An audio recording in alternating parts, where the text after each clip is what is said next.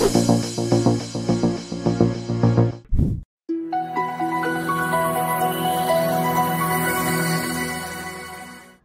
हाल ही में हुए एक सर्वे में ये बात क्लियर हुई है कि आज के समय के करीब 93% इंडियन स्टूडेंट्स ज़्यादा से ज़्यादा 7 करियर ऑप्शंस के बारे में जानते हैं।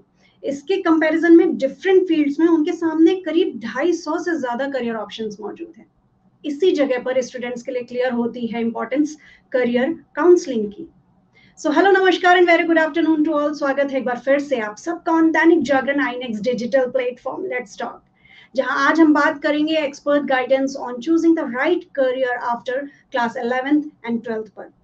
इसे लेकर बात करेंगे करियर काउंसलिंग के उस सेशन की जिसका किसी भी स्टूडेंट के लिए उसकी करियर प्लानिंग के टाइम बहुत इंपॉर्टेंट रोल होता है। क्यों होता है ऐसा, इसी बात पर होगा हमारा आज का डिस्कशन हमारे एक्सपर्ट से।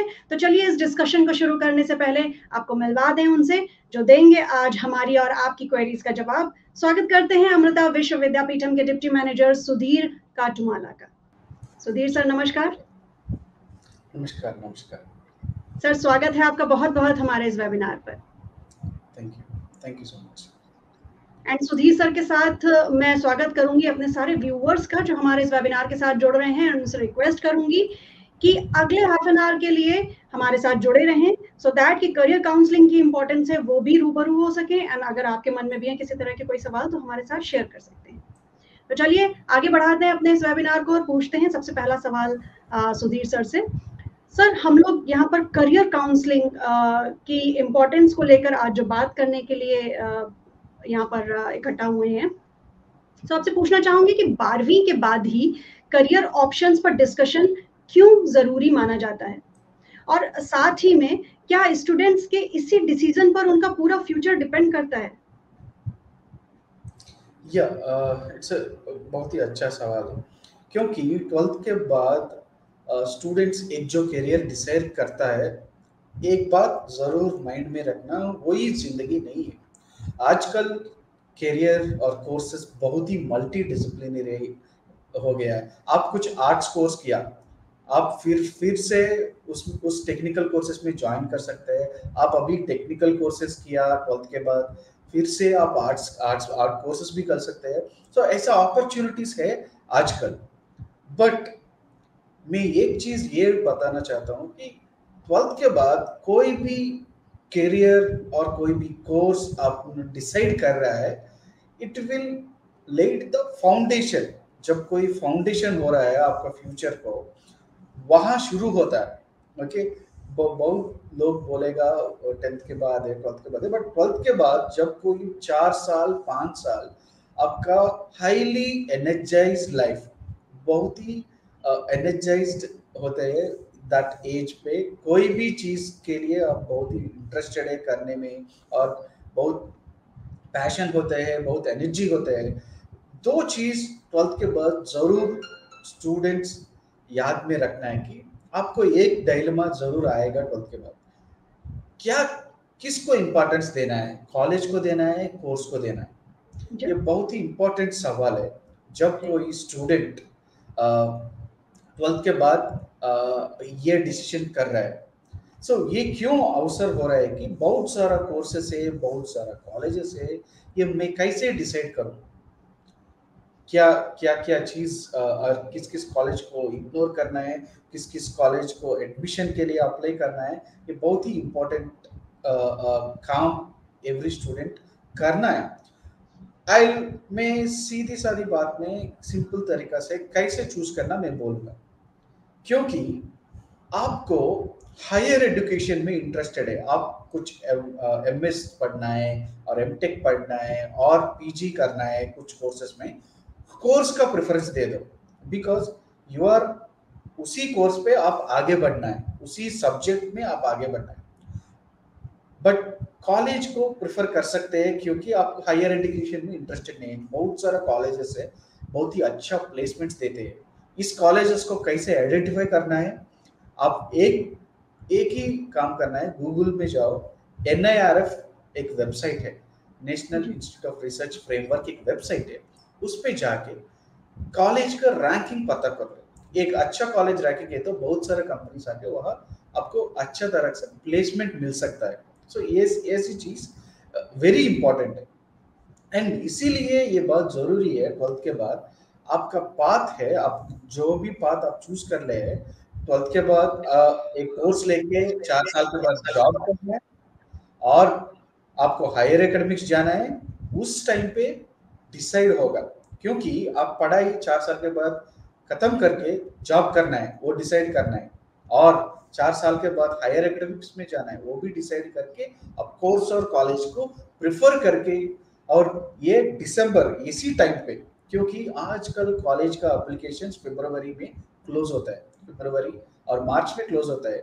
बहुत सारा प्रीमियर इंस्टीट्यूट है, अब जो प्रीमियर कॉलेजेस और प्रीमियर यूनिवर्सिटी से उसका एप्लीकेशंस अभी शुरू है, नवंबर अक्टूबर में शुरू होते हैं और एंड जनवरी फरवरी मार्च में खत्म होते हैं। उसके बाद कोई भी छोटा मोटा कॉलेजेस है उसका एप्लीकेशंस ओपन होते हैं, ऑल द प्रीमियर इंस्टीट्यूट्स। इसीलिए इस वक्त इस 3-4 महीने आपके पास टाइम है, ये बहुत ही इंपॉर्टेंट टाइम है, आपको कॉलेजेस को चूज करना है, उसको अप्लाई करके रखना है। ओके, बहुत सारे लोग ये चीज नहीं मानते, रिजल्ट्स होने के बाद हम डिसाइड करते हैं क्या करना है, ये बहुत गलत बात है। अभी डिसाइड करना है 12th के बाद, क्योंकि ये बहुत ही इंपॉर्टेंट डिसीजन है।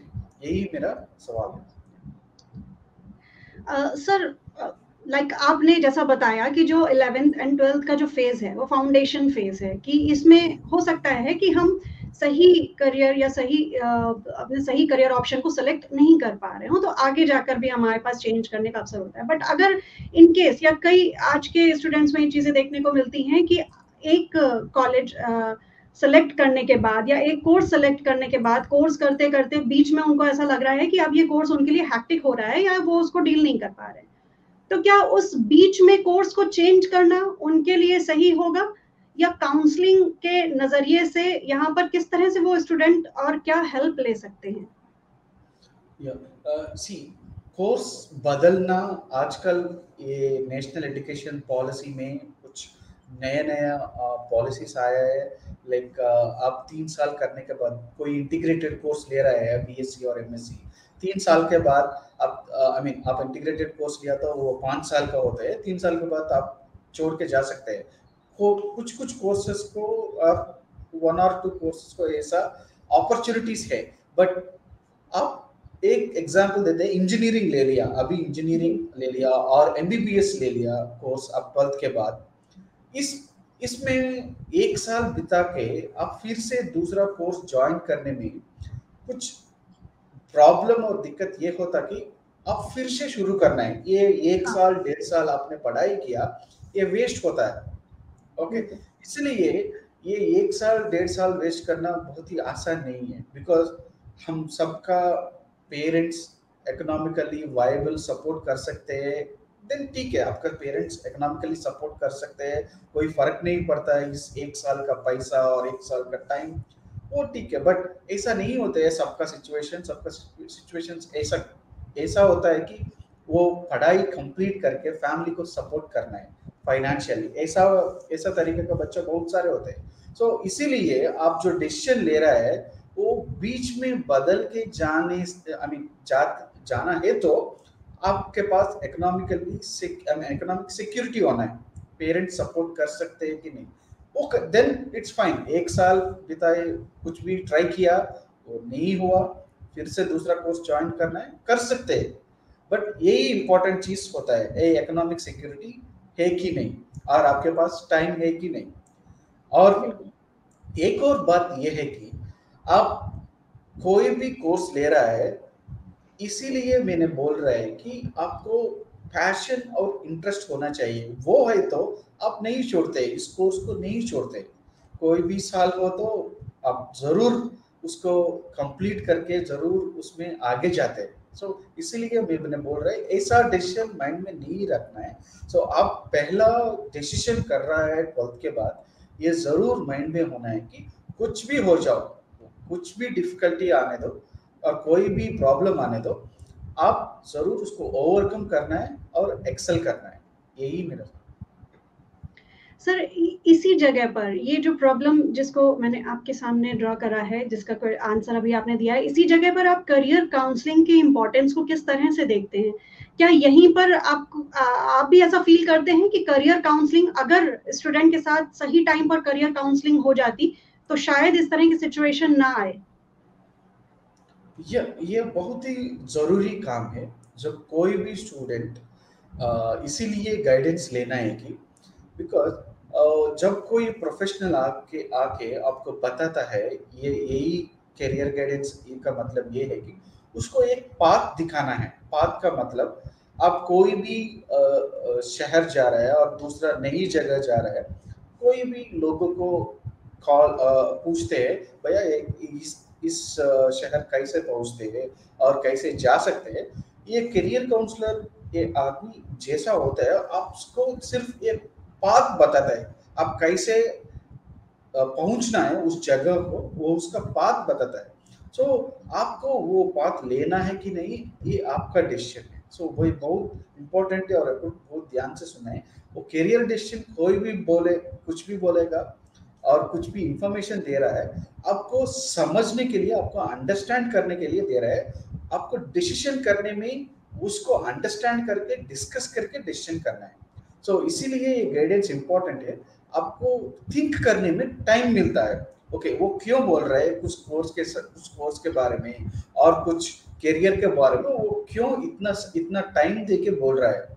सो आपको माइंड में आना चाहिए, इसीलिए वो गाइडेंस बहुत ही जरूरी है। और ये प्रोफेशनल गाइडेंस कोई भी स्टूडेंट्स 9th से 12th तक है, एवरी ईयर ये जरूर लेना है। सो बिकॉज ये बहुत सारा चेंजेस जो हो रहा है, अब अपडेट हो सकते हैं इस गाइडेंस के मीडियम से। ओके, सो जितने भी व्यूवर्स हमारे साथ जुड़ रहे हैं उनके लिए जो सुधीर सर ने वेबिनार को स्टार्ट करते हुए जितनी इन्फॉर्मेशन शेयर करी वो बहुत इंपॉर्टेंट है कि अगर हम अपने नए करियर के लिए आगे की राह सेलेक्ट कर रहे हैं तो सबसे पहली चीज है कि आप कौन सा कॉलेज सेलेक्ट कर रहे हैं। और अगर कॉलेज सेलेक्ट करने के लिए आपको किसी तरह की कोई हेल्प चाहिए तो NIRF की वेबसाइट पे जाकर आप रैंकिंग के अकॉर्डिंग कॉलेज सेलेक्ट कर सकते हैं। इसके अलावा करियर काउंसलिंग कराते हुए अपने लिए सही करियर ऑप्शन को सिलेक्ट करने आपके लिए बहुत ज्यादा इंपॉर्टेंट है। तो जो जितने भी स्टूडेंट्स हमारे साथ जुड़ रहे हैं उनके लिए करियर काउंसलिंग की इंपॉर्टेंस को यहाँ पर समझना बहुत जरूरी है कि कोर्स करने के बाद या कोर्स को बीच में छोड़ने से ज्यादा बेहतर है कि आप स्टार्टिंग में ही काउंसलिंग की हेल्प लेके आगे बढ़े, सो दैट कि आगे जाकर ऐसी सिचुएशन आपके सामने ना आए। सुधीर सर से पूछूंगी अपना नेक्स्ट क्वेश्चन। सर थोड़ा सा लेंदी है, समझिएगा कि आज के जमाने में ढेर सारे कोर्सेज आ गए हैं। अभी जैसा कि आपने भी बताया और इससे पहले वेबिनार जो हुआ था उसमें आपने बताया कि इतने सारे कोर्सेज हैं जो अभी शायद स्टूडेंट्स को भी ना मालूम हो। पढ़ाई, लेकिन पढ़ाई सिर्फ इंजीनियरिंग या मेडिकल तक ही सीमित नहीं रह गई है। इसको लेकर 10th 12th के बाद बच्चा जो भी कोर्स चुनता है वो कहीं ना कहीं अपनी स्ट्रीम से जोड़कर चुनता है। लाइक साइंस स्ट्रीम वाले बच्चे के लिए बीटेक को ऑप्शन माना जाता है, बायोलॉजी सेलेक्ट करने वाले के लिए CPMT है। लेकिन इनके अलावा भी कई इंटरेस्टिंग करियर ऑप्शंस आज के समय में मौजूद हैं। तो इसमें से बच्चे अपने लिए सही करियर ऑप्शंस कैसे चुन सकते हैं या उनके बारे में उन्हें सही जानकारी कैसे मिल सकती है? जी, तो ये लेंथी सवाल है बट आंसर कर सकता हूँ। बच्चा एक एक आजकल का बच्चा एक जो एनवायरनमेंट में ग्रो हो रहा है, कोई भी स्कूल में है, वो जो बच्चा का कॉम्पिटिटिवनेस उसी स्कूल में बच्चा बच्चा के साथ होता है। क्योंकि वो आके बोलेगा मैं, मेरा स्कूल में फर्स्ट रैंकर है। वो किस किस से कॉम्पीट कर रहा है, मे बी उस नेबरहुड का बच्चा और इस शहर में और उस गली का बच्चा बच्चा के साथ कम्पीट कर रहा है और उन लोगों से उसका रैंक एक है। बट आजकल इंडिया में बहुत सारा एंट्रेंस एग्जाम्स है। बट इस एंट्रेंस एग्जाम में एग्जाम्पल JEE मेंस एग्जाम ही ले लो। एवरी ईयर 16 लाख स्टूडेंट्स ये एग्जाम लिखते हैं। 16 लाख स्टूडेंट्स, बट कितना सीट्स है? सिर्फ 25,000 सीट्स है। कितना कंपटीशन है ये समझ लो। कोई भी प्रीमियर इंस्टीट्यूट है आजकल इंडिया में, उस सब कोर्सेस का, सिर्फ इंजीनियरिंग मेडिसिन का नहीं, सब कोर्सेस को एंट्रेंस एग्जाम है। ये 10 और 12th का बच्चा का ये काम जरूर और ये अवेयरनेस जरूर होना है कि किस कोर्सेज में क्या क्या एंट्रेंस एग्जाम्स लिखना है, ये जरूर जानकारी करने का रिसर्च स्टूडेंट ही करना है। क्योंकि बहुत सारे लोग जेई मीन्स के बारे में पता है और नीट के बारे में पता है, बट अब आपको सीयूसीटी बारे में पता है और क्लैट के बारे में पता है और निफ्ट के बारे में पता है। नाटा, निफ्ट का मतलब है design engineering exam, I mean design exam entrance test. CLAT है लॉयर बनने में और नाटा है आर्किटेक्चर बनने में और एलसैट भी। और प्राइवेट कॉलेजेस भी कुछ कुछ इंजीनियरिंग एंट्रेंस एग्जाम्स और कुछ कुछ अदर एंट्रेंस एग्जाम्स। आपको ये पता नहीं, सिर्फ सीयूईटी एग्जाम लिख के आपको ये मौका मिलेगा, सिर्फ 70 यूनिवर्सिटीज में एडमिशन मिलने का मौका मिलेगा सिर्फ एक एंट्रेंस एग्जाम के साथ। आपको ये पता है कोई भी कोर्स आप ले सकते हैं और सीयूईटी में आप फिजिक्स, बीएससी फिजिक्स एग्जाम लिख के बीएससी फिजिक्स करना है, अब BSc physics exam entrance exam लिख सकते हैं सीयूईटी, वो सब्जेक्ट चूज करके। सो ऐसा एवरी कोर्स, आप डिजाइन में इंटरेस्टेड है, national institute of fashion technologies है, ये फैशन टेक्नोलॉजीज बहुत सारे जगह पे है हमारे कंट्री में से, ये आईआईटीज है डिजाइन के लिए और आर्ट स्टूडेंट्स के लिए, वो लिख सकते हैं। ये कोई भी स्टूडेंट आजकल 12th कंप्लीट कर रहा है, उसके बाद कुछ भी एंट्रेंस नहीं लिख रहा है तो उसको प्रीमियर इंस्टीट्यूट में ज्वाइन करने का मौका नहीं मिलेगा। ये प्रीमियर इंस्टीट्यूट्स में क्यों बोल रहा है कि उसका टीचिंग मेथडोलॉजी, उसका लाइफस्टाइल, उसका अपॉर्चुनिटीज अलग होते हैं। मैं एक एग्जांपल देता हूँ। सब लोगों को 12th के बाद बहुत सारा डिजायर्स होते हैं, बहुत सारा एम्बिशंस होते हैं। एक एग्जांपल ये है कि आपका रिलेटिव्स का घर, ओके, एक 100 मीटर्स है, आप पैदल जा सकते हैं। और आपका रिलेटिव्स में का मतलब ग्रैंडफादर नानी का घर 100 मीटर्स है, पैदल जा सकते हैं। वो 500 मीटर्स और 1 किलोमीटर और 2 किलोमीटर से you can go by bicycle पे जा सकते हैं। वो 10 किलोमीटर है, आप बाइक लेके और स्कूटी लेके जाते हैं। और वो 50 किलोमीटर्स और 100 किलोमीटर से आप बस में जाते हैं। और वो 500 किलोमीटर है आप ट्रेन में जाते हैं। और वो 2000 किलोमीटर से आप फ्लाइट में जाना है। एक बात जरूर आप माइंड में रखना है, आपका डेस्टिनेशन का डिस्टेंस अलग है, तो वहां पहुंचने के लिए आपका एफर्ट अलग है, ठीक है। सो इसीलिए आप इंजीनियरिंग करना है तो इंजीनियरिंग आपका घर के सामने कॉलेज में कर सकते हैं, आईआईटी में कर सकते हैं। आईआईटी में करना है तो एफर्ट अलग है, नॉर्मल रीजनल इंजीनियरिंग कॉलेज आपका घर के सामने कॉलेज में करना है तो एफर्ट अलग। आप ये जरूर माइंड में रखना है कहाँ करना है।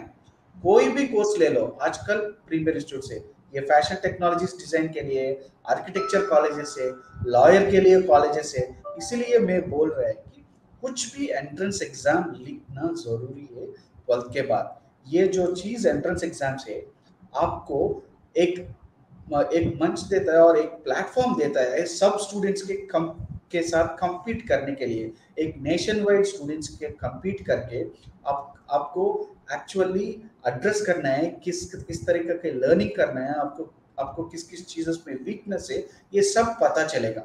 इसीलिए कोई भी स्टूडेंट आजकल 10th के बाद 12th के बाद कोई भी कोर्स ले रहा है तो पहला ये जरूर सर्च करना है कि गूगल में जाके क्या क्या एंट्रेंस एग्जाम्स है आर्ट स्ट्रीम्स में, क्या क्या एंट्रेंस एग्जाम्स है कॉमर्स स्ट्रीम्स में, ये जरूर चूज आप रिसर्च किया तो आपको पता चलेगा क्या करना है 12th के बाद, कहाँ ज्वाइन करना है, किस पाथ लेना है।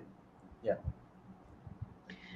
कुल मिलाकर करियर काउंसलिंग के साथ एंट्रेंस एग्जाम की भी बहुत ज़्यादा इंपॉर्टेंस है करियर मेकिंग डिसीजन को लेकर। एंड सुधीर सर से मैं पूछूंगी अपना नेक्स्ट क्वेश्चन। सर, हम लोग जिस एक्सपर्ट गाइडेंस को लेकर बात कर रहे हैं, 12th के बाद एक्सपर्ट गाइडेंस कितना ज़रूरी है और इसकी कितनी इंपॉर्टेंस है सही करियर को या सही स्ट्रीम को सिलेक्ट करने में?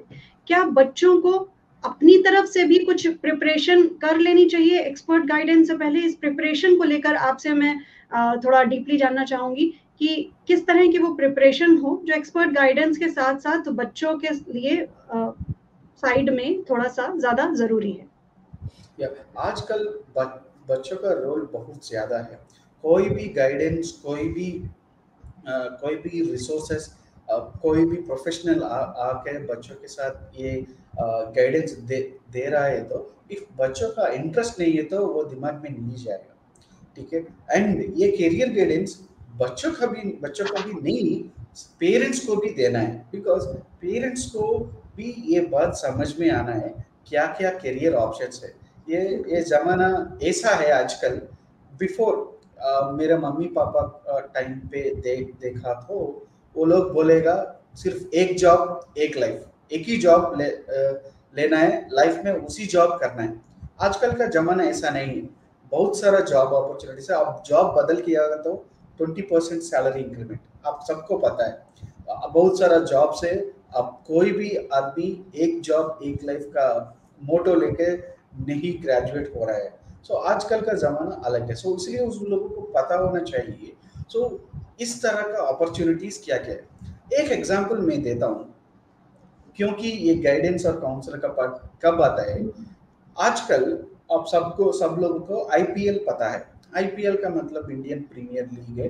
अब सब लोग पता है कि हम क्रिकेट खेलेगा, हमारा सुपरस्टार है, वर्ल्ड का सुपरस्टार है, वो सब लोग टीम्स बना के खेलेगा। एक बात ये समझ लो, आईपीएल कितने जॉब्स क्रिएट कर रहा है, ये बिल्कुल। ये सोच लो। ये सोच लो कि ये जॉब्स को इट्स नॉट फॉर प्लेयर, कोई भी प्लेयर एम्पायर और ये ग्राउंड्समैन है, और ये बैट मैन्युफैक्चरर है, किट मैन्युफैक्चरर है, डॉक्टर है, फिजियोथेरेपी है, और मैनेजर, और you can say broadcaster, commentator, journalist, और marketing people, sponsor, printers. So you see almost 1000+ jobs created by एक आईपीएल का टूर्नामेंट।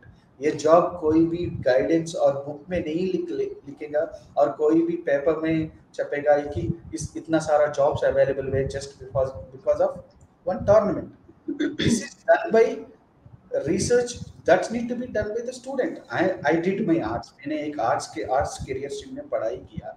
मेरे को अपॉर्चुनिटीज क्या है, बिकॉज कोई भी गाइड बोलेगा उसको सिर्फ एक पाथ और एक छोटा सा वे आपको शो करेगा। But if you ask me, एक गाइडेंस और एक करियर प्रोफेशनल के उसको उसको नहीं पता। आप बीएससी आर्ट्स करके जर्नलिस्ट बना, आई मीन आप जर्नलिस्ट हो गया तो आपको आईपीएल में काम कर सकता है ये नहीं बोल सकते है ना। ये यहाँ स्टूडेंट का भी काम है। वो अपॉर्चुनिटी किधर है उन लोगों को पता होना चाहिए। ओके। वो सिर्फ ये बोलेगा अब किस बात लेना है, किस बात अच्छा है, आप ये चूज कर सकता है, ये नहीं चूज कर सकते, उसका गाइडेंस दे सकते हैं। बट उसमें अपॉर्चुनिटीज कितना है, उसमें कितना सारा पैसा है, कैसा लाइफस्टाइल है, वो स्टूडेंट्स को रिसर्च करना है। ये है सीधी सादी बात में बोलेगा तो ये डिफरेंस है। ये गाइडेंस वो जो भी स्टूडेंट्स को मिल रहा है वो सिर्फ पाथ दिखाता है, उसको किस पाथ से जाना है। वो स्टूडेंट्स का रोल ये है कि उस पाथ में जाएगा तो, और उस पाथ में मैं ट्रैवल किया तो क्या क्या डिफिकल्टीज आएगा, क्या क्या अपॉर्चुनिटीज आएगा, क्या बिल्कुल। क्या पैसा कमा सकता है, ये रिसर्च करना स्टूडेंट का रिस्पॉन्सिबिलिटी होता है। बिल्कुल सर, आप बिल्कुल सही कह रहे हैं कि एक्सपर्ट गाइडेंस आपको सिर्फ पाथ दिखाएगा, उसके साथ में स्टूडेंट्स के लिए ज़रूरी है कि वो खुद प्रैक्टिकली रिसर्च करते रहें, अपने इर्द-गिर्द की चीज़ें देखते रहें कि उनके सामने कौन-सी नई चीज़ होने जा रही है और उससे लेकर उसके उनके लिए कौन-सी नई अपॉर्च्युनिटी सामने आने जा रही है। सर, अभी जैसा आपने बोला कि आज की जो नई जनरेशन है, वो थोड़ी-सी अलग है। हम लोग के समय में हुआ करता था कि पेरेंट्स ने कहा कि सिर्फ एक ही जॉब है, अब उसी के साथ ज़िंदगी निकालनी है, बट आज की जनरेशन ऐसी नहीं है। ठीक, इसी से जुड़ा मेरा नेक्स्ट क्वेश्चन है आपसे कि करियर को सेलेक्ट करते वक़्त स्टूडेंट से अक्सर उनके इंटरेस्ट एरिया को प्रायोरिटी देने की बात कही जाती है। लेकिन उस सिचुएशन में क्या किया जा सकता है जहाँ किसी स्टूडेंट का इंटरेस्ट एरिया उन्हें 2 अलग-अलग राहों पर चलने का इशारा कर रहा हो? क्योंकि आजकल के जो बच्चे हैं, अक्सर उनका जो इंटरेस्ट एरिया होता है वो काफ़ी ब्रॉड होता है। वो एक साथ कई सारी चीज़ें सोच रहे होते हैं। तो ऐसी सिचुएशन में स्टूडेंट क्या करें जब उनका इंटरेस्ट एरिया उन्हें एक साथ 2 अलग राहों पे ले जा रहा हो? या इंटरेस्ट और पैशन का इम्पोर्टेंस बहुत ज़्यादा होता है करियर डिसीजन करने में, क्योंकि जब कोई भी चीज़ में इंटरेस्टेड नहीं है 4 साल 7 साल वो चीज़ अच्छे से नहीं कर सकते। सो इंटरेस्ट और पैशन बहुत ज़रूरी है करियर डिसीजन बिल्कुल। करने में। मैं एक डिफरेंस और एग्जांपल देता हूँ। इस वो ये चीज़ में क्या फ़र्क है और क्या इम्पोर्टेंस है। वो स्टूडेंट्स कंफ्यूज हो सकता है, उसका डिजायर लाइक्स, मेरा इच्छा मेरा लाइक्स और मेरा पैशन दोनों अलग है कि नहीं, ये कंफ्यूज होता है। क्योंकि एक स्टूडेंट आके मेरे को बोलेगा मेरे को क्रिकेट बहुत अच्छा लगता है, मैं क्रिकेट हम्म, प्ले करना है, क्रिकेट प्लेयर बनना है। मैं एक ही बात बताता हूँ स्टूडेंट्स को, टैलेंट बेस्ड करियर्स। क्योंकि एक टैलेंट बेस्ड करियर्स लिया तो ओके, इट डजंट मीन मेरे को भी क्रिकेट पसंद है, मैं अभी इंडियन क्रिकेट टीम में जाके नहीं प्ले कर सकता हूँ ना, बिकॉज मेरे को स्किल नहीं है। ये जरूर इम्पोर्टेंटली नोट करना है स्टूडेंट। मेरे को फुटबॉल खेलना पसंद है बट मैं खेल नहीं सकता, बट मैं वॉच करूंगा। मैं क्रिकेट और फुटबॉल में मैं देखूंगा, कोई भी लाइव मैच है तो मैं देखूंगा, बिकॉज मेरा इच्छा वो है, बट मैं वो नहीं कर सकता हूँ ना, इसलिए मैं उस करियर नहीं लेता। सो ये लाइक्स और डिसलाइक्स अलग है, और वो पैशन अलग है, और और स्किल्स अलग है। सो इंटरेस्ट हो सकता है, बट वो इंटरेस्ट रियलिटी करने में आपके पास स्किल्स है कि नहीं, आपके पास कैपेबिलिटी है कि नहीं, ये जरूर देखना है। क्योंकि आजकल का स्टार्स, बहुत सारा स्टार्स है, may be cricketer, movie star और पॉलिटिशियन, इन सब स्टार्स को देख के बहुत सारा स्टूडेंट्स बहुत ही इंस्पायर हो सकता है। बट एक एग्जांपल देता हूँ। आजकल 12th का बच्चा का एज है, उम्र है, आई मीन वो जो भी 12th कंप्लीट कर रहा है, 16 और 17 एज होता है। इस 16 और 17 एज पे सचिन तेंदुलकर इंडिया और पाकिस्तान के इंटरनेशनल मैच में खेल रहा है। आजकल ये 16 और 17 साल के बच्चा मेरे को आके बोलेगा मैं क्रिकेटर बनना है, मैं एक ही सवाल पूछूंगा, प्लीज थिंक, ये जो प्लेयर है, आप उनको देख के ये इंस्पिरेशन आ गया, वो प्लेयर आपका उम्र में इंटरनेशनल मैच खेल रहा है। आप कोई मैच अभी खेल रहा है इंटरनेशनल मैच, और कोई भी बिल्कुल। रीजनल्स, कोई भी रणजी ट्रॉफी आप खेल रहा है अभी, आप खेल रहा है तो मैं डिस्करेज नहीं करूंगा, आप खेलो, बिल्कुल। आप वो ड्रीम परस्यू कर लो। बट अभी कुछ भी नहीं कर रहा है, सिर्फ गली क्रिकेट में आप फ्रेंड्स के साथ खेल के अच्छा क्रिकेट आ रहा है, मेरे को ऐसा सोच के भी क्रिकेटर बनूंगा, ये नहीं करना है। बिकॉज ये बहुत ही मुश्किल काम है, उस तरह का स्टारडम मिलना। और वो बहुत सारा चाइल्ड प्रोडिजीज है वो सब। अब सब जो भी स्टार्स हम देख रहे हैं, कोई भी सिंगिंग में, डांसिंग में, एक्टिंग में, और कोई भी प्ले, कोई भी स्पोर्ट में, वो चाइल्ड प्रोडिजी है, वो बचपन से ही कर रहे हैं, इसलिए उसका एज 17 और 18 में वो इंटरनेशनली कर रहा है। तो ये जरूर आप माइंड में रखना है। ये करियर डिसीजन करने में इंटरेस्ट, लाइक्स, डिसलाइक्स होते हैं, बट आपको स्किल और पैशन है और नहीं, ये जरूर उसके साथ ही आप डिसीजन लेना है। बहुत ही इजी वर्ड्स में सुधीर सर ने जो आज की जनरेशन है उनकी इस प्रॉब्लम को सॉल्व करा है कि भले ही आपका इंटरेस्ट बहुत सारी चीजों में हो, दो अलग अलग चीजों में हो, लेकिन आपको ये देखना है कि आपका इंटरेस्ट किस में है और क्या उसी इंटरेस्ट एरिया में आपकी स्किल्स भी मैच करती हैं कि नहीं। आपका इंटरेस्ट है क्रिकेट में, बट क्या आपकी स्किल्स भी आपको क्रिकेट की तरफ लेके जाती हैं कि नहीं। आपकी स्किल्स आपको जिस तरफ लेके जा रही हो, अपना करियर सिलेक्शन उसी राह पर आपको करना है। एंड सर आपसे नेक्स्ट क्वेश्चन हमारा थोड़ा सा हम लोग के जो लास्ट डिस्कशन हुआ था आर्ट स्ट्रीम को लेकर, थोड़ा सा उससे जुड़ा हुआ है। लाइक आज करियर के नए ऑप्शन सामने आने के साथ, या यूं कहें कि डिजिटलाइजेशन के साथ, कहा जाता है कि आर्ट स्ट्रीम करने वाले स्टूडेंट्स भी डिजिटल में एक्सपर्टीज के साथ फ्यूचर में बहुत कुछ डिफरेंट कर सकते हैं। तो उनके लिए करियर स्कोप के नाम पर इस डिफरेंट की लिस्ट में कौन कौन से ऑप्शंस शामिल हो सकते हैं और इसके बारे में उन्हें जानकारी कैसे मिल सकती है। आजकल कोई भी आर्ट स्ट्रीम्स और कोई भी स्ट्रीम्स आप ले रहे हैं, मैं पिछले सेशन में ही बोला था, आजकल बहुत सारे करियर्स टेक्नोलॉजी से जुड़ा हुआ था। कोई भी कोर्स ले लो, कोई भी सब्जेक्ट ले लो, तो उसके साथ आपको टेक्नोलॉजी नहीं, अभी आपको टेक्नोलॉजी यूज करने नहीं आता है, आपको लोग इलिटरेट बोलेगा। मैं एक बिल्कुल। एग्जांपल देता हूँ। मैं एक एग्जांपल ये देता हूँ। आजकल लिटरेसी, मोस्ट लिटरेट स्टेट क्या है इंडिया में? केरला है। बहुत सारे लोगों को पता है लिटरेसी का डेफिनेशन ये है आजकल कि जब कोई person who can read and right, वो उसको हम लिटरेट कहते हैं। बट आजकल लिटरेसी का मीनिंग इस 21st सेंचुरी में आपको कंप्यूटर यूज करने आता है, और आपको मेल भेजना आता है, और आपको एक्सेल और वर्ड डॉक्यूमेंट में वर्क करना आता है, और आपको कुछ चीज लाइक टेक्नोलॉजिकल टूल्स यूज करना आता है। ये नहीं है आपका आपका स्किल्स, ये नहीं है टेक्नोलॉजिकल टूल्स यूज नहीं कर सकते हैं, आपको इलिटरेट बोलेगा। क्योंकि as I told you, art career भी आजकल कंप्यूटर्स में डिजाइनिंग हो रहा है। कोई भी ले लो, आजकल आर्ट्स में बहुत सारा कोर्सेस है, बहुत सारा करियर्स है। सो इसमें डिजाइनिंग बहुत ही इम्पोर्टेंट करियर है। आर्ट्स में डिजाइनिंग वो जो हो रहा है अभी, कुछ भी फैशन डिजाइनिंग और ज्वेलरी डिजाइनिंग और एनी अदर इंटीरियर डिजाइनिंग, वो सबका डिजाइनिंग वो पहला ये कंप्यूटर्स एप्स में हो रहा है। वो कुछ चार्ट पेपर्स लेके वो नहीं कर रहे हैं। ये जरूर माइंड में रखना है, और ये जरूर बात आप सब लोग ये माइंड में रखना है कि इस आर्ट्स करियर में अभी यू इवेंट मैनेजमेंट है अभी, और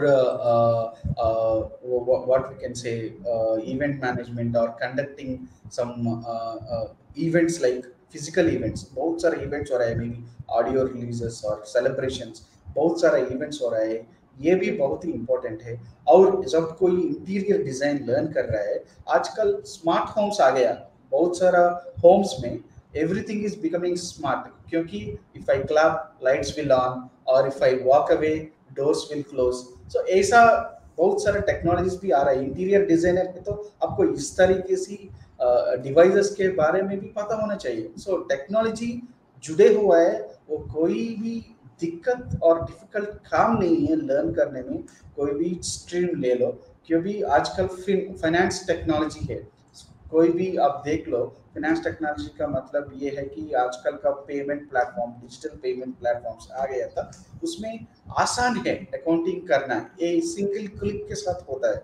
क्योंकि कोई भी दिक्कत नहीं है, आप मंथली एक शीट मेंटेन करना है, उसके साथ एनालिसिस होता है। सो एनालाइज करना और टेक्नोलॉजिकल टूल यूज करना बहुत ही इंपॉर्टेंट स्किल्स होता है। सो कोई भी कोर्स ले लो, कोई फर्क नहीं है। क्योंकि मैं ये बोलूँगा, मेरा एक दोस्त है, कोई भी एक होटल मैनेजमेंट कोर्स लिया था 12th के बाद। वो यूजुअली आर्ट्स और कॉमर्स स्टूडेंट्स लेते हैं होटल मैनेजमेंट।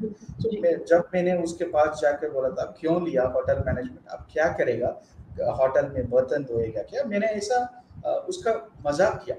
बट ये उन्होंने अभी ऐसा इतना अचीव किया। उन्होंने एक ताज होटल में बड़ा सा मैनेजर है, वो ऑस्ट्रेलिया में रह रहा है अभी। उसका लाइफस्टाइल, उसका सैलरी बहुत ही बड़ा है। ओके, तो कोई भी कोर्स, कोई भी करियर, कोई भी डोमेन आजकल डिफरेंट और मुश्किल नहीं है। सो ये सक्सेस होने में, उसमें कुछ मनी और उसमें कुछ नेम पाने में, आपका पैशन, आपका इंटरेस्ट, आपका स्किल्स, ये तीनों चीज बहुत ही इंपॉर्टेंट है। So don't worry. So you need to first start using technology, integrating technology in your education. बिल्कुल सर, और जो भी आपने अपने आंसर में बताया वो हमारे जो आर्ट स्ट्रीम के बच्चे हैं उनके लिए बहुत हेल्पफुल होगा। क्योंकि आज भी आर्ट स्ट्रीम को लेकर वही सारी चीजें सोची जाती हैं कि ये बच्चा आर्ट स्ट्रीम से है तो क्या ही कर पाएगा। बट आर्ट स्ट्रीम के बच्चों के लिए भी करियर ऑप्शंस के नाम पर इतनी सारी नई चीजें खुली हैं, सक्सेस के इतने गेट उनके सामने खुलने के लिए तैयार खड़े हैं कि आप आगे बढ़ेंगे तो आप बहुत सारी चीजें देख पाएंगे। सर, क्योंकि हम अपने वेबिनार को वाइंड अप करने की ओर लगातार आगे बढ़ रहे हैं, बट हमारे व्यूअर्स की तरफ से एक क्वेरी आई है, तो मैं आपसे जरूर पूछना चाहूंगी उस चीज को कि अभी हम लोगों ने शुरुआत में जिस तरह से डिस्कस करा और आपने बताया था कि करियर को सिलेक्ट करने के बाद अगर हमें कुछ ऑप्शन सेलेक्ट करने के बाद हम बीच में अगर ये चीज रियलाइज करते हैं कि अब हमें ये ऑप्शन चेंज कर लेना चाहिए, या हम इसमें डील नहीं कर पा रहे हैं, हम इसमें पढ़ाई नहीं कर पा रहे हैं, तो इकोनॉमिक कंडीशन के अकॉर्डिंग वो चीज, आपका वो डिसीजन सही नहीं होगा। बट फिर भी कई हमारे व्यूअर्स का क्वेश्चन ये है कि अगर ऐसा करना हो या बीच में हमें करियर ऑप्शन चेंज करना हो, तो उस स्टेज पे काउंसलिंग की हेल्प उनके लिए कितना मायने रखती है? या उस समय काउंसलिंग का रोल बहुत ही ज़्यादा होते हैं, क्योंकि उस समय का काउंसलिंग सिर्फ इस चीज़ का नहीं, डिसीजन करने में आपको कुछ मोटिवेट करने में, आपको कुछ एनकरेज करने और एनर्जाइज करने में भी आवश्यक हो सकता है। क्योंकि अभी आप कुछ कोर्स लिया, मेरे साथ भी ये हुआ। मेरे पास एक स्टूडेंट आया था, उसने B Tech artificial intelligence, computer science and artificial intelligence choose किया था। वो एक लड़की है, उस वो मेरे रूम में आके बोला था, पेरेंट्स के साथ उसने आया था। उन्होंने बोला, सर मैंने गलत डिसीजन किया, ये बहुत ही मुश्किल कोर्स है, मैं क्या करना है? बिकॉज आजकल कंप्यूटर साइंस एआई बहुत ही इन डिमांड कोर्स है, लोग ऐसा पैसा खर्च कर रहा है उस सीट पाने में। वो ये लड़की मेरे पास आके ऐसा बोल रहा है कि मेरे मेरे मेरे को इंटरेस्ट नहीं है इस कोर्स करने में। सो मेरे को ये डिफिकल्टी हो रहा है, ये क्यों चूज किया? पहला ये डिसीजन, ये क्यों चूज किया? मेरा मैं काउंसलर के I mean in perspective of counsellor में एक्सप्लेन कर रहा है। मेरे को ये हो रहा है, ये कौन प्रेशराइज किया? ये पेरेंट ने प्रेशर किया। पहला मैं अंडरस्टैंड ये करना है, ये पेरेंट ने प्रेशर किया और उसका फ्रेंड्स ने ले लिया, इसलिए वो डिसीजन ले लिया। सो मैंने ये अंडरस्टैंड करके उसको इसके बाद वो अंडरस्टैंड करके मैंने उसके बाद मैं क्या पूछना है उससे, उसका इंटरेस्ट पता करना है। अभी ये जो स्टॉप कर रहा है, जो भी कोर्स फिर से ले रहा है, जो भी कोर्स पे अभी बोल रहा है कि मेरे को वो कोर्स इंटरेस्टेड है, वो नहीं छोड़ेगा, ये एक कंफर्म गारंटी है। बिकॉज एक साल वो भी पढ़ने के बाद वो फिर से आके बोलेगा मेरे को इस कोर्स भी इंटरेस्ट नहीं है। सो इसीलिए पेरेंट्स कोई भी उनका बच्चा आके बोलेगा मेरे को ये कोर्स इंटरेस्ट नहीं है, जरूर उसको एक काउंसलर के पास लेना है। बिकॉज ये सब का सवाल आपके पास होना चाहिए एज अ पेरेंट और एज ए स्टूडेंट। आपको ये पता होना चाहिए ये क्यों छोड़ रहा है, किस रीजन से। ये सब्जेक्ट डिफिकल्टी है और उसका इंटरेस्ट और मन नहीं है, और कोई भी इमोशनल प्रॉब्लम है उसके साथ और पर्सनल प्रॉब्लम है। हम बिकॉज कोई भी दिक्कत है क्लासरूम में, कोई भी छेड़ रहा है, हमको पता नहीं है ना। सो बहुत सारा रीजंस होते हैं वो स्टूडेंट्स वो कोर्स छोड़ रहे थे। सिर्फ डिफिकल्टी के वजह से स्टूडेंट्स छोड़ेगा, बट बहुत कम स्टूडेंट्स डिफिकल्टी से वजह से छोड़ेगा, बट कोई और चीज होते हैं स्टूडेंट्स ये छोड़ रहा है। सो इसीलिए उस समय बिल्कुल कोई भी स्टूडेंट स्ट्रीम चेंज कर रहा है और कोई भी कोर्स छोड़ रहा है, उसको काउंसलर के पास लेके उसके साथ बैठ के जरूर इन सब सवाल को आंसर्स लेना है, उसके बाद डिसीजन करना है। तो ये एक मीटिंग के बाद डिसीजन करने वाले नहीं है, क्योंकि उसका फ्यूचर उस पर डिपेंडेंट है। वो जो भी कोर्स अब छोड़ रहा है उसमें बहुत सारा ऑप्शंस है, वो उसका फ्यूचर बदल जाएगा उस डिसीजन के आधार पे। उसका फ्यूचर ड्रॉप हो जाएगा, ग्रो हो जाएगा, वो अलग बात है। बट कोई भी कोर्स अभी वो स्टूडेंट कर रहा है, वो 1 साल 1.5 साल स्पेंड किया, सो वो सबके लिए क्या रीजन दे सकता है और क्या क्या क्या मुश्किल डिफिकल्टीज फेस किया है, वो अंडरस्टैंड करके कोई भी एडवाइस कर रहा है, फ्यूचर में कोई भी कोर्स कर रहा है, सो उसमें ये डिफिकल्टीज नहीं है और आ सकता है, वो भी जरूर बताना है। क्योंकि अब जो भी कोर्स लिया उसमें डिफिकल्टीज आया, दूसरे कोर्स में भी होगा सेम डिफिकल्टीज, सेम लाइफस्टाइल होगा। सो ये जरूर बताना है स्टूडेंट्स को। ये एजुकेशन सिस्टम ही ऐसा है, अब सबको ये पता होना चाहिए, स्टूडेंट्स को इतना अवेयरनेस देना है। पेरेंट्स का रिस्पॉन्सिबिलिटीज है और स्टूडेंट्स को ये रिस्पॉन्सिबिलिटीज है, और काउंसलर्स को के पास जाने का रिस्पॉन्सिबिलिटी पेरेंट्स और स्टूडेंट्स का दोनों का है। सो फाइनली एक बात तो क्लियर है कि करियर प्लानिंग की बात हो तो किसी भी वक्त या किसी भी फेज में आज के दौर में करियर काउंसलिंग का रोल स्टूडेंट्स के लिए बहुत इंपॉर्टेंट है, जो उन्हें right way of their career path suggest कर सकते हैं। एंड आज के डिस्कशन में हमें काउंसलिंग की इंपॉर्टेंस से रूबरू करवाने के लिए मैं अपने वेबिनार को वाइंड अप करने से पहले अपने एक्सपर्ट को बोलूंगी thank you so much Sudhir sir. Career counselling और राइट करियर पाथ सेलेक्ट करने से जुड़े इतने सारे सजेशंस हमारे स्टूडेंट्स और स्टूडेंट्स के पेरेंट्स के साथ शेयर करने के लिए, हमारे साथ शेयर करने के लिए आपने अपना इतना कीमती समय निकाला, हमारे साथ बहुत सारे सजेशन शेयर करें, इसके लिए आपका बहुत बहुत धन्यवाद। Thank you so much. And इसी के साथ अपने व्यूअर्स को भी बोलूंगी थैंक्स कि आप भी हमारे साथ जुड़े। अब आप सभी रखिए अपना ख्याल, मिलेंगे फिर आपसे ऑन द सेम प्लेटफॉर्म किसी एक और इम्पोर्टेंट टॉपिक के साथ। Till then take care and bye bye.